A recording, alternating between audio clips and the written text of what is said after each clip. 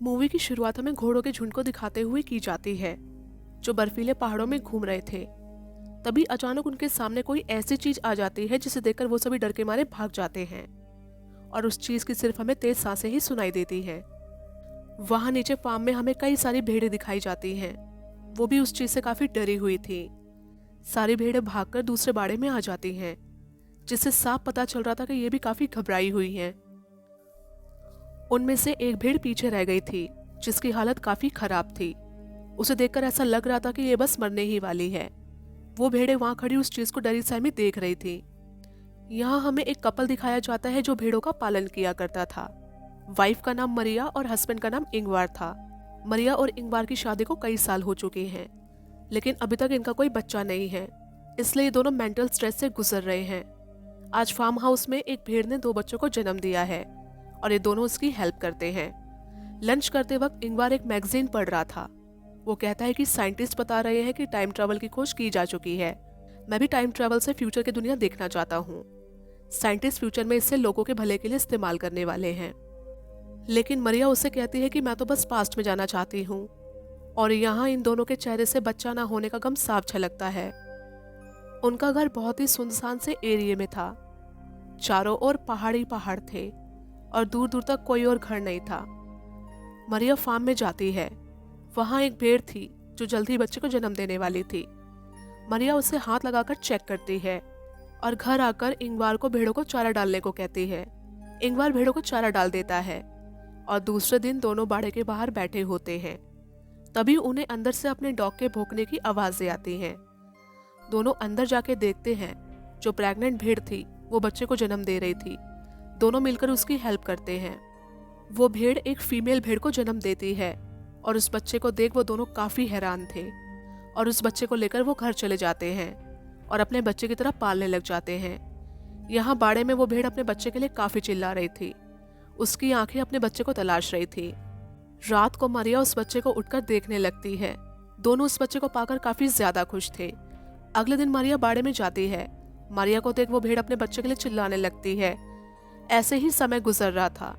वो उस बच्चे का नाम एडा रखते हैं। इंगवार ट्रैक्टर चलाते वक्त काफी रोता है। उसे लगता है कि शायद ये बच्चा भगवान ने उन्हीं के लिए भेजा है।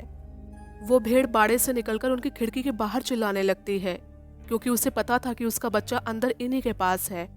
तभी मरिया और इंगवार वहां आ जाते हैं और उसे भगाने लगते हैं। अब इन दोनों की मोहब्बत एडा के लिए बढ़ती जा रही थी। वो इसे किसी भी कीमत पर खोना नहीं चाहते थे। अगले दिन मरिया खेत की जुताई करने जाती है और इंगवार घर पर एडा की देखभाल कर रहा था। शाम को मरिया जब घर पर आती है तो वो देखती है कि एडा अब घर पर नहीं है। वो उसे सब जगह ढूंढते हैं। तभी उन्हें आगे पहाड़ी से भेड़ की आवाज आती है। दोनों वहां जाके देखते हैं तो वो भेड़ अपने बच्चे को खींचकर उस पहाड़ी तक ले आई थी। अब यहाँ हमें इस बच्चे का पूरा शरीर दिखाया जाता है। ये बच्ची एक हाइब्रिड थी जो आधी इंसान और आधी भेड़ थी। तभी ये दोनों इस बच्ची के लिए इतने पागल थे। वो दोनों इस बच्ची को लेकर वापस जाने लगते हैं। वो भेड़ भी अपनी बच्ची के लिए पीछे पीछे आने लगती है। मरिया उस पर गुस्से में चिल्लाकर उसे जाने के लिए कहती है। वो भेड़ वहां से चली जाती है। वो दोनों उसे घर लेकर आ जाते हैं। अगले दिन हमें दिखाया जाता है कि सड़क पर एक गाड़ी रुकती है, जिसमें से 3 लोग उतरते हैं और एक शख्स को वहीं छोड़कर चले जाते हैं। इसका नाम पीटर है और ये इंगवार का भाई है। वो अपना सामान लेकर मरिया और इंगवार के घर की तरफ जाने लगता है। रात को सोते वक्त मरिया को सपनों में भेड़ें दिखाई देती हैं, जिनकी आंखें अलग ही तरह से चमक रही थी। ये देखकर वो घबराकर उठ जाती है। उसे बाहर से उसी भेड़ के चिल्लाने की आवाज आ रही थी। मरिया एक गन लेकर बाहर जाती है और उसकी माँ को गोली मार देती है और उसे घटीस के ले जाकर पास ही में दफना देती है। और ये सब पीटर छिप कर देख रहा था। पीटर पूरी रात बाड़े में ही सोकर गुजारता है। सुबह वो इंगवार से मिलता है। इंगवार उसे घर लेकर आ जाता है और मरिया से मिलवाता है। मरिया उससे मिलकर काफी खुश होती है। जब पीटर उनके साथ ब्रेकफास्ट करने बैठता है तो मरिया एडा को भी ब्रेकफास्ट के लिए बुलाती है। एडा को देखकर पीटर काफी शॉक में आ जाता है, क्योंकि उसके लिए ये काफी अजीब बात थी। लेकिन मरिया और इंगवार तो नॉर्मल ही बिहेव कर रहे थे। पीटर उठकर घर के अंदर जाता है। वो देखता है कि मरिया और एडा नहा रहे थे। वो उन्हें छुपकर देखता है। तभी इंगवार वहां आ जाता है। पीटर उसे गुस्से में पूछता है कि ये सब क्या है। इंगवार बोलता है कि ये हमारी खुशी है। शाम को पीटर अपने रूम में बैठा होता है। तभी मरिया एडा को लेकर वहां आती है और उसे पीटर को गुड नाइट बोलने के लिए कहती है और चली जाती है। पीटर को ये सब देखकर काफी अजीब लग रहा था। वो दोबारा इंगवार को कहता है कि ये तो पागलपन है, ये एक जानवर का बच्चा है। इंगवार उसे कहता है कि मेरी फैमिली मैटर से दूर रहो, तुम्हें जितने दिन यहाँ रहना है तुम आराम से रहो, लेकिन अब से तुम इस बारे में दोबारा कुछ नहीं पूछोगे। रात को मरिया इंगवार से पूछती है कि पीटर यहाँ कितने दिन और रहने वाला है, क्योंकि मरिया को पीटर बिल्कुल भी पसंद नहीं था। और यहाँ हमें पता चलता है कि पीटर ने कई सारे लोगों से पैसा उधार लिए हैं और अब वो उनसे भागता फिर रहा है। अगले दिन वो सभी खेत में काम कर रहे होते हैं।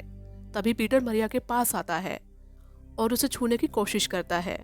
मरिया उसे ऐसा करने के लिए मना करती है। वो उससे कहता है कि कल रात मैंने तुम्हें नहाते हुए देखा था, मतलब कि पीटर की मरिया पर बुरी नजर थी। अगले दिन वो तीनों बाड़े से सामान निकाल रहे होते हैं। पीटर को अपना पुराना ड्रम मिलता है, वो उसे बजाने लगता है। एडा भी उसे एंजॉय कर रही थी। पीटर बाड़े के बाहर बैठा होता है। तभी एडा उसके पास आ जाती है। पीटर उसे घास खिलाने लगता है। ये देखकर इंगवार पीटर पर गुस्सा करता है। पीटर कहता है कि ये एक जानवर है, इसे इंसानों की तरह ट्रीट करना बंद करो। इंगवार उस पर भड़क जाता है और एडा को लेकर वहां से चला जाता है। रात को पीटर एक गन लेता है और एडा को साथ लेकर दूर पहाड़ी पर चला जाता है। वो एडा को शूट करने ही वाला था, लेकिन वो ऐसा नहीं कर पाता क्योंकि एडा के चेहरे पर एक मासूमियत थी जो उसे ऐसा करने से रोक देती है। यहाँ जब मरिया की नींद खुलती है तो वो एडा को ढूंढने लगती है। वो देखती है कि एडा पीटर की गोद में सोई हुई थी। ये देखकर मरिया खुश होती है कि अब पीटर भी एडा को पसंद करने लगा था। अगले दिन मरिया एक कब्र पर जाती है। हम देखते हैं कि ये उसके बच्चे की कब्र थी जिसका नाम भी एडा था। आगे हम देखते हैं कि पीटर एडा को ट्रैक्टर में बिठाकर फिशिंग के लिए जाता है। पीटर और एडा को साथ देख मरिया और इंगवार काफी खुश थे।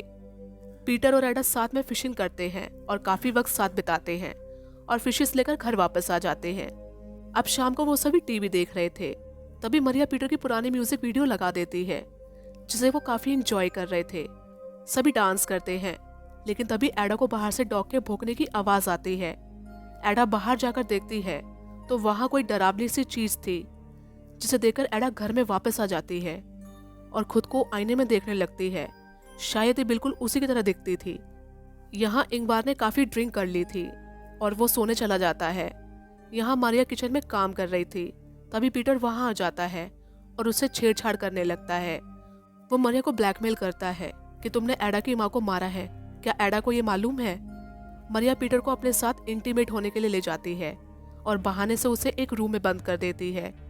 पीटर अंदर से लगातार दरवाजा खोलने के लिए चिल्लाता है, लेकिन वो बाहर आकर पियानो बजाने लगती है ताकि उसे उसकी आवाजें न सुनाई दे।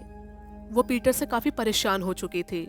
रात भर उसे कमरे में बंद करने के बाद वो सुबह दरवाजा खोलकर उसे अपने साथ कार से बस स्टॉप छोड़ने जा रही थी और बस स्टॉप पर वो पीटर को कुछ पैसे भी देती है और उसे अलविदा करती है। पीटर को भी एहसास होता है कि जाने अनजाने में उससे भी भूल हो गई है और यहाँ हम देखते हैं कि उनके डॉग को किसी ने बेरहमी से मार दिया था। उन दोनों को इसकी कोई खबर नहीं थी। यहाँ इंगवार सोकर जागता है। वो देखता है कि मारिया घर पर नहीं थी, तो वो एडा को अपने साथ लेकर ट्रैक्टर को ठीक करने चला जाता है। वापस लौटते वक्त वो एडा को बताता है कि अगर तुम खो जाओ तो पहाड़ों के रास्ते होते हुए तुम घर कैसे पहुंच सकती हो। वहां मारिया भी घर पहुंच जाती है। तभी मारिया को गोली चलने की आवाज आती है। वो उसी तरफ भागती है। गोली लगी थी इंगवार को, लेकिन ये गोली एडा ने नहीं बल्कि एक बड़े हाइब्रिड ने चलाई थी जो था आधा शीप और आधा इंसान। जी हाँ, एडा इसी की संतान थी। मूवी की शुरुआत में भेड़ें इसी हाइब्रिड से डर के भाग रही थी, लेकिन इसने आखिरी भेड़ को मीटिंग के लिए पकड़ लिया था, जिससे एडा का जन्म हुआ। एडा इंगवार को देखकर काफी रोती है, लेकिन वो हाइब्रिड उसे अपने साथ लेकर वहां से चला जाता है। इंगवार उसे रोकने की कोशिश करता है, लेकिन रोक नहीं पाता। एडा भी बड़ी दुखी थी। उसके सामने ही वो एडा को लेकर चला जाता है और यहाँ मारिया पहुंच जाती है, लेकिन इंगवार उसे कुछ भी बता नहीं पाता और दम तोड़ देता है। और अब मारिया को कभी पता नहीं चल पाएगा कि इंगवार को किसने मारा और एडा कहाँ गई। और उसकी जिंदगी में अब दुख दोबारा लौट आया था और इसी के साथ ये मूवी खत्म हो जाती है।